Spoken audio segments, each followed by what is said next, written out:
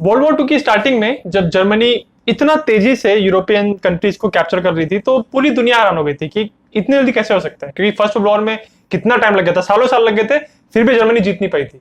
तो इसका जो एक एक शब्द में अगर इनकी जीत को डिस्क्राइब किया जाए तो लोग कहते हैं ब्लिट्जक्रीग। माने ब्लिट्जक्रीग ही था जिसकी वजह से वो जर्मनी लोग इतना फटाफट जीत पा रहे थे। तो इस वीडियो में हम बात करेंगे कि ब्लिट्जक्रीग एक्चुअली है क्या चीज और क्यों ये इतनी बड़ी बात है। कहानी शुरू होती है एक शब्द से और शब्द है ब्लिट्जक्रीग। बहुत कमाल की बात है, देखिए ब्लिट्जक्रीग इतना मशहूर शब्द हो गया है जब सेकेंड वर्ल्ड वॉर में पोलैंड को हराया जर्मनी ने, एक साइड से मतलब वेस्ट साइड से पूरा कैप्चर कर लिया उन लोगों को। उसके बाद नॉर्वे में गए, फ्रांस में उन्होंने ब्लिट्जक्रीग को इस करके इतने तेज से जीत गए। तो ये इतना शब्द इतना यूज हो रहा था। बट कमाल की बात है कि ब्लिट्जक्रीग ये शब्द कोई स्ट्रैटेजी नहीं है, ये ऑफिशियली कोई बैटल का डॉक्ट्रिन, कोई टैक्टिक, कोई स्ट्रैटेजी नहीं है। ये शब्द दरअसल एलाइड कंट्रीज ने बनाया था उस चीज को एक्सप्लेन करने के लिए जो जर्मनी लोग कर रहे थे, जो इतनी तेजी से वो लोग जीत रहे थे। और वो बोल रहे थे कि कैसे हो सकता है, तो वो कह रहे थे कि जितना फास्ट वो मूव कर रहे हैं और सारे अपने पैंजर डिवीजन को जा रहे हैं, ऊपर से लुफ्तवाफे आ रहे हैं, इस चीज को उन्होंने कंबाइन करके ब्लिट्जक्रीग कह दिया था, लाइटनिंग वॉर। ये ब्लिट्जक्रीग का जो आइडिया है ये जर्मन लीडरशिप में इसकी शुरुआत हुई थी फर्स्ट वर्ल्ड वॉर के दौरान। उस टाइम क्या हुआ था कि जब जर्मनी ने अटैक शुरू किया था पहले बेल्जियम के रीजन में, उसके बाद फ्रांस में जब वो आए थे तो बैटल ऑफ द मान के बाद वो लोग रुक गए थे। उसके आगे उनको फिर ट्रेंचेस खोदनी पड़ गई थी और फिर 3 साल निकल गए आगे, फिर भी वो ट्रेंचेस वाला डेडलॉक वो लोग ब्रेक नहीं कर पाए। तो इस चीज से बचने के लिए जर्मन लीडरशिप और actually English leadership, French leadership भी कुछ सोच रही थी कि कैसे इससे बचा जाए। तो उस टाइम वो सोचा गया था आइडिया कि हम एक ऐसा टैक्टिक बनाएंगे जिसमें हम बहुत तेजी से मूव करें। उनके टैंक डिवीजन का बहुत इंपॉर्टेंट रोल रहेगा ताकि इन्फेंट्री एक जगह रुक ना जाए और वहां पे ना लड़ाई में फंस ना जाए। तो उस टाइम इस ब्लिट्जक्रीग सोच की पैदाइश हुई थी। और ऐसा भी कहा जाता है कि एक्चुअली जर्मनी के जनरल्स ने इसको डेवलप किया, बट जो ओरिजिनल थॉट था वो एक इंग्लिश जनरल का था। तो वहां से ये लेके जर्मनी के लोगों ने इस चीज को इतने अच्छे से डेवलप किया, हाइंस गुडेरियन ने और रुनस्टेड, ये सब इन्होंने बहुत इस बात को बहुत बढ़ावा दिया कि हम लोग को तेज अटैक करना चाहिए। और ऑन द अदर हैंड जो ब्रिटिश लोग थे वो लोग लड़ाई से बच रहे थे और वो किसी भी तरह से लड़ाई में पड़ना नहीं चाहते थे। तो इसीलिए वो कोई भी नई टाइप की टेक्निक को या किसी नई स्ट्रैटेजी को एक्सप्लोर ही नहीं कर रहे थे, क्योंकि उनको था कि भाई हमको लड़ाई तो करनी ही नहीं। और एक्चुअली ये इतनी रिस्की टेक्निक होती है, बट जर्मनी ने भी इसको कबूल इसलिए किया क्योंकि हुआ क्या था कि जब फर्स्ट वर्ल्ड वॉर खत्म हुआ था जर्मनी की हार हुई थी।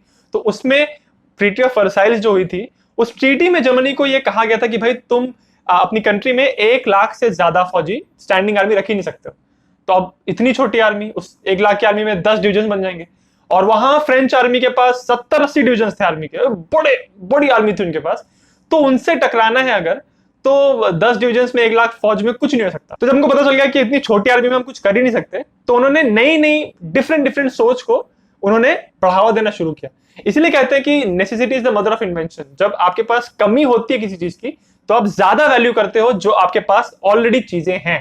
तो उन 1 लाख लोगों को लेके कैसे आप जीत सकते हो, डिसाइसिव अटैक कर सकते हो, उस चीज के ऊपर जर्मनी लोगों ने ध्यान दिया। आपने पुराने जमाने की लड़ाइयों में, पिक्चरों में देखा होगा, सीरीज में देखा होगा कि अगर 2 आर्मीज लड़ाई कर रही हैं तो पहले तो बैटलफील्ड पे आके दूर खड़ी हो जाएंगी, ठीक है। उसके बाद जब उनकी साइड बोलेगी अटैक या आक्रमण, तो ये दोनों साइड ये भागना शुरू करती हैं और ये बीच में आके उनका युद्ध शुरू हो जाता है। ये ट्रेडिशनल लड़ाई होती थी पहले के जमाने में, बहुत पहले। और आप कितना हैरानी की बात है कि फर्स्ट वर्ल्ड वॉर में, जो कि इतना पुराना जमाना नहीं है, 1914 की बात है, उस टाइम भी कुछ ना कुछ ऐसे ही लड़ाई हो रही थी। जब ट्रेंच वॉरफेयर शुरू हो गया था तो ऐसे ही होता कि ट्रेंच में बैठे हुए थे और वहां से निकल के आक्रमण करते थे वो लोग। तो वही चीज हो गई थी। सेकेंड वर्ल्ड वॉर में जर्मनी ने डिसाइड किया था कि हमको इस चीज तो किसी भी तरह से हम होने नहीं देना है। तो जर्मनी जानते थे कि उनके पास सिर्फ 1 लाख की फौज है, तो उसमें ऐसा तो वो है नहीं कि आक्रमण वाला अटैक कर सकते हैं, है ना। तो फ्रंटल असॉल्ट नहीं कर सकते। तो उन्होंने क्या सोचा कि हम कुछ और जुगाड़ लगाएं। तो उन्होंने स्पीड को अपना हथियार बनाया। तो ब्लिट्जक्रीग जो पूरा ये जो कंसेप्ट है वो ऐसा है कि इसमें 3 मेन बातें होती हैं। पहले आपको आइडेंटिफाई करना है कि जो आपका दुश्मन है उसका जो सेटअप किया है उसमें सबसे वीक पॉइंट कहां पे है। जो पूरी लाइन होगी कहीं ना कहीं तो वीकनेस होगी ना। तो पहले आपको आइडेंटिफाई करना है, उसके बाद उस वीकनेस के ऊपर, उस वीक पॉइंट के ऊपर जहां डिफेंस कम है वहां आपको जोरदार अटैक करना है, जोरदार और पावरफुल अटैक करना है। और ऑब्वियसली क्योंकि कमजोर है वहां पे डिफेंसेस, तो आप आराम से आपका अटैक जो है वो सक्सेसफुल हो जाएगा। उसके बाद आपको चीरते हुए आगे निकलना है और रुकना नहीं है, ये कीवर्ड है, रुकना नहीं, आप रुक नहीं सकते हो, आपको लगातार उसको चीरते हो, आगे बढ़ना और जाके एनिमी का जो पिछला हिस्सा है, रियर है, उसको आपको घेर लेना है।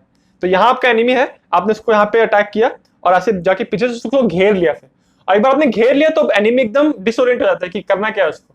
यही इस पूरी चीज को डेवलप करके जर्मनी ने फाइनली सेकेंड वर्ल्ड वॉर में इंप्लीमेंट किया और उन्होंने स्टेलर रिजल्ट्स देखे, सुपर सक्सेस। क्योंकि ट्रीटी ऑफ वर्साई में जर्मनी की आर्मी की स्ट्रेंथ को इतना छोटा कर दिया था, इतना लिमिट कर दिया था, तो बट फिर भी उनको आर्मी की जरूरत तो है ही, और वो जानते थे कि कल अगर हमको लड़ाई करनी पड़े तो हमको उसके लिए तैयार रहना है। तो उन्होंने बहुत सारे जुगाड़ निकाले, पैंतरे निकाले इस 1 लाख की आर्मी की लिमिट के अंदर ही काम करने के लिए। तो उन्होंने क्या किया कि अपनी आर्मी को जब वो ट्रेन करते थे तो जूनियर बंदों को भी वो ऑफिसर लेवल की ट्रेनिंग दे रहे थे, ताकि जब मौका पड़े तो अगर ऑफिसर नहीं है या फिर अगर आर्मी को आपको बहुत जोर से आपको आर्मी को एक्सपैंड करना है, ज्यादा लोगों को आर्मी में भर्ती करना है, तो जिन लोगों को जो एक्चुअली सोल्जर्स हैं आपने उनको ऑफिसर्स की ट्रेनिंग दी है, तो उनको आप प्रमोट करके ऑफिसर बना दो और फिर जूनियर बंदे उसके नीचे आ जाएंगे। तो ऐसा वो कर रहे थे कि हर बंदे को एक रैंक ऊपर की भी ट्रेनिंग दे रहे थे। उसके अलावा उनको पता था कि उनको टैंक्स के साथ प्रैक्टिस करनी है, बट टैंक्स तो आप रख नहीं सकते क्योंकि ट्रीटी ऑफ वर्साई में भी मना किया गया था। तो उन्होंने अपने सोल्जर्स को ट्रेनिंग देने के लिए कार्डबोर्ड के गत्तों के टैंक्स बनाए और उसमें वो लोग ट्रेनिंग करते थे, ताकि उनको पता चले कि हम टैंक वॉरफेयर को कैसे अपने एडवांटेज के लिए यूज करना है। और एक्चुअल प्रैक्टिस करने के लिए एक्चुअली हिटलर ने अपनी वेयरमार्क के बहुत सारे फौजियों को एक अच्छी खासी यूनिट बनाई उसने, और उस यूनिट को उसने भेजा था 1936 में स्पेनिश सिविल वॉर में। वहां उन्होंने एक्चुअल लड़ाई में पार्टिसिपेट करके उन्होंने एक्सपीरियंस लिया कि हाँ हमारी जो टेक्निक जो हमने डेवलप की है वो किस तरह से काम कर रही है। जूनियर बंदों को जब एक लेवल सीनियर की ऑफिसर की ट्रेनिंग दी जा रही थी तो उसका फायदा ये था कि जब मौका पड़ेगा और अगर बैटलफील्ड में उनका सीनियर ऑफिसर शहीद हो गया, नहीं है या फिर एब्सेंट है, किसी तरह से वो अब लायक नहीं है कमांड के, तो नीचे वाला बंदा कमांड ले सकता है और अपने ऑफेंसिव को वो लगातार लीड कर सकता है। और इसके साथ साथ जर्मन आर्मी में ट्रेनिंग के दौरान इस बात को बहुत प्रमोट किया जा रहा था कि अगर आप जूनियर हो बट अगर आपके पास कोई अच्छा आइडिया है तो आप उस आइडिया को इंप्लीमेंट कर सकते हो। तो इस वजह से क्या हो रहा था ना कि छोटे छोटे जो बंदे थे जो बहुत जूनियर थे वो बहुत बड़े बड़े फैसले ले पा रहे थे। ये एक फ्रीडम दिया था जर्मन ट्रेनिंग के समय उनके सोल्जर्स को।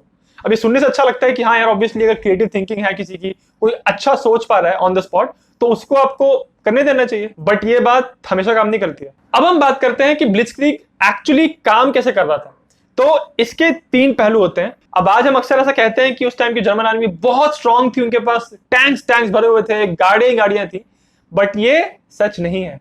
अगर रियलिटी देखें तो उस टाइम की जो जर्मन आर्मी थी उसमें सिर्फ और सिर्फ 15% आर्मी मैकेनाइज थी, यानी मशीन से वो आगे चल रहे थे। अदरवाइज बाकी सारी जो आर्मी थी या तो वो ऑन फुट थी या तो वो घोड़ों को और खच्चरों को इस्तेमाल करके वो आगे मूव करते थे। ये हालत थी। तो जर्मन आर्मी बात जानती थी क्योंकि सिर्फ 15% आर्मी मैकेनाइज है, तो उसी को उन्होंने कॉन्सेंट्रेट किया। ये चीज बिल्कुल उल्टी की फ्रांस के लोगों ने। उन्होंने अपनी आर्मी को कैसे बनाया था कि उनके पास जो टैंक्स थे उन्होंने उन टैंक्स को आर्मी में ऐसा डिस्ट्रीब्यूट किया हुआ था कि कुछ इन्फेंट्री के साथ कुछ टैंक्स, कुछ के साथ कुछ, एक प्रॉपर कॉन्सेंट्रेटेड डिविजन नहीं थे। और जर्मनी ने ये क्या किया कि उन्होंने बड़े बड़े डिवीजन बना दिए, सिर्फ टैंक्स ही टैंक्स रहेंगे उस डिवीजन के अंदर और वो बहुत जोरदार अटैक करेंगे एनिमी के ऊपर। इस बात का फायदा जर्मनी की आर्मी को हुआ इन्वेजन ऑफ पोलैंड के समय और फ्रांस की लड़ाई के समय भी। जब आर्डेन फॉरेस्ट के थ्रू एकदम चीरते हुए निकल गए थे ना वो लोग, वो सारे टैंक्स ही टैंक्स थे। अगर वो सारी आर्मी के साथ चल रहे होते तो इतना तेज मूव नहीं कर पाते। दूसरा ब्लिट्जक्रीग का जो पॉइंट होता है वो है इफेक्टिव कम्युनिकेशन। ये बात भी सेकेंड वर्ल्ड वॉर में बहुत तेजी से निकल के सामने आई, स्पेशली शुरुआत के कुछ महीनों में, कि कम्युनिकेशन कितना इंपॉर्टेंट होता है बैटलफील्ड पे। आप सिर्फ सोचते हो कि बहादुरी चाहिए या आपको अच्छी वेपनरी चाहिए, नहीं, अगर आप कम्युनिकेट नहीं कर पा रहे हो ना अपने सारे यूनिट्स के साथ तो कितना डिजास्टर हो सकता है, ये फ्रांस के इन्वेजन में दिखाई पड़ गया था। जब इतना तेजी से वो अटैक कर रहे थे जर्मनी के लोग, तो भाई उनके पास था रेडियो कम्युनिकेशन, मतलब वो वायरलेसली कम्युनिकेट कर पा रहे थे अपने बाकी पैंजर डिवीजन्स के साथ, बाकी जो कमांडर्स है, कोई दूर कमांडर बैठा है उनका, बट उनके साथ वो बात कर पाते थे। और फ्रांस लोग क्या करते थे, जब फर्स्ट वर्ल्ड वॉर में उन्होंने जीत हासिल की थी तो उनको लग रहा था कि जो हमने फर्स्ट वर्ल्ड वॉर में किया है वही हम यहाँ कंटिन्यू करेंगे।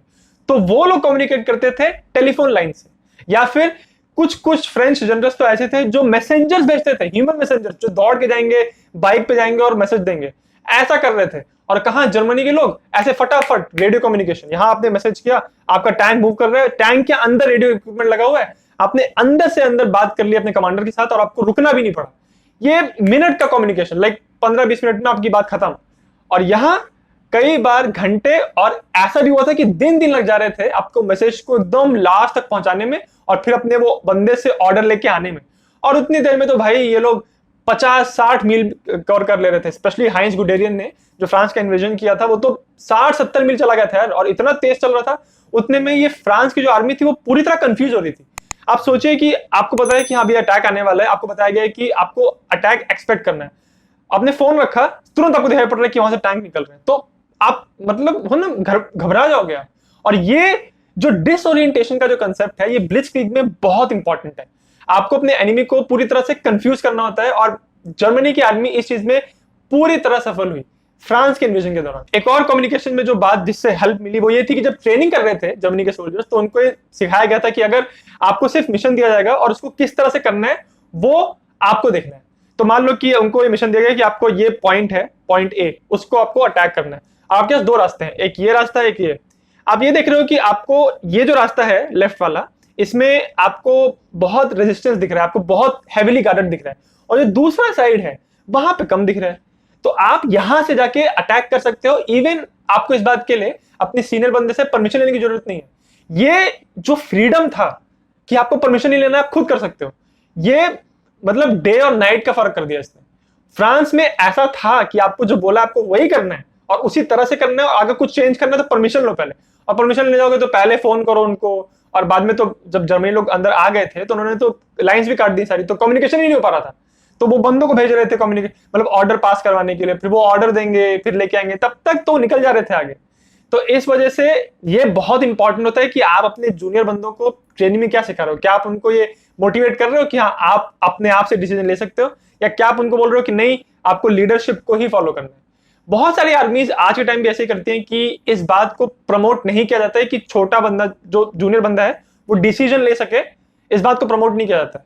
हालांकि जर्मनी ने जो ब्लिट्जक्रीग का जो इस्तेमाल किया था और बहुत सक्सेसफुली शुरुआत में इस्तेमाल किया था, उस चीज को देख के सबको ऐसा लगेगा कि हाँ यार ये तो अच्छा है। आपको जूनियर बंदों को भी प्रमोट करना चाहिए कि हाँ तुम भी फैसला लो और तुम बस मिशन को अकम्प्लिश करो, बाकी तुम कैसे कर रहे हो हमको उससे मतलब नहीं है।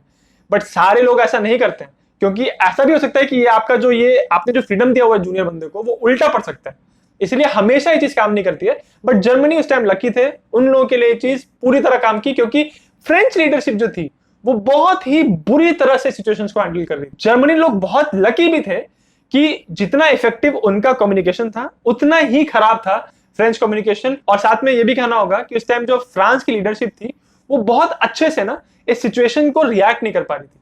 हालांकि कुछ ऐसे मोमेंट्स आए थे फ्रांस के इन्वेजन के दौरान जब ऐसा लग रहा था कि अब ना ये जो गुडेरियन इतना आगे निकल गया टैंक्स को लेके, उसको वो उसका जो पीछे जो पूरा जो लाइन है जो उसकी इन्फेंट्री पीछे छूट गई है वहां पे उनको कट ऑफ कर देंगे वो लोग, ऐसा लग रहा था।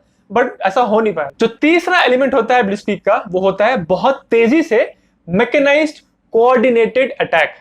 ये सिर्फ जमीन की बात नहीं है, हवा से जर्मनी की लुफ्टवाफे भी हेल्प कर रही थी ब्लिट्जक्रीग में। होता यह था कि बहुत तेजी से पहले पंच करेंगे टैंक डिविजन्स, पैंजर डिविजन्स, उनको सपोर्ट करेगी मैकेनाइज्ड आर्मी जो उनकी सप्लाईज लेके चल रही है उनके साथ साथ, और ऊपर से लुफ्टवाफे पहले ही वहां बॉम्बिंग कर देगी जहां पे पैंजर डिविजन जा रहे हैं। तो मान लो कि अगर पता है पैंजर्स को कि उनको वहां तक पहुंचना है, उनको पता है कि वहां बहुत रेजिस्टेंस है, तो पहले ही वहां बॉम्ब गिरा दिए जाएंगे ताकि वो फटाफट वहां से निकल जाए। तो ये तीनों लोग बहुत अच्छे से कोऑर्डिनेट करते हुए आगे आगे बढ़ते चले गए फ्रांस में। और जनरली ये सारी चीजें होने के लिए ना बहुत सारी चीजों का एक साथ सही होना जरूरी होता है, जो कि बैटल ऑफ फ्रांस के दौरान हुआ। बट इसके बाद वर्ल्ड वॉर 2 में जब जर्मनी लोग ऑपरेशन बारबरोसा के अंतर्गत सोवियत यूनियन को जब वो इन्वेड कर रहे थे, तब ये कोऑर्डिनेशन गड़बड़ाया और ब्लिट्जक्रीग का जो पूरा जो उनका सपना था कि हमेशा तेजी से अटैक करके लाइटनिंग वॉर करते हुए जीत जाएंगे, वो मॉस्को में पहुंचने से पहले ही फेल हो गया था। और इसके बारे में अलग से वीडियो बनाऊंगा कि अगर ब्लिट्जक्रीग इतना पावरफुल था, इतना इफेक्टिव था, तो हमेशा वो लोग क्यों नहीं करते करते अल्टीमेटली जर्मनी जीत क्यों नहीं गए। क्योंकि ब्लिट्जक्रीग की कुछ बहुत बड़ी कमियां भी हैं, और उन कमियों के बारे में ब्लिट्जक्रीग की जो डिसएडवांटेजेस हैं उनके बारे में मैं एक अलग से वीडियो बनाऊंगा। और अगर आपको वीडियो अच्छा लगा तो मेरे चैनल जिज्ञासियम को सब्सक्राइब जरूर करें।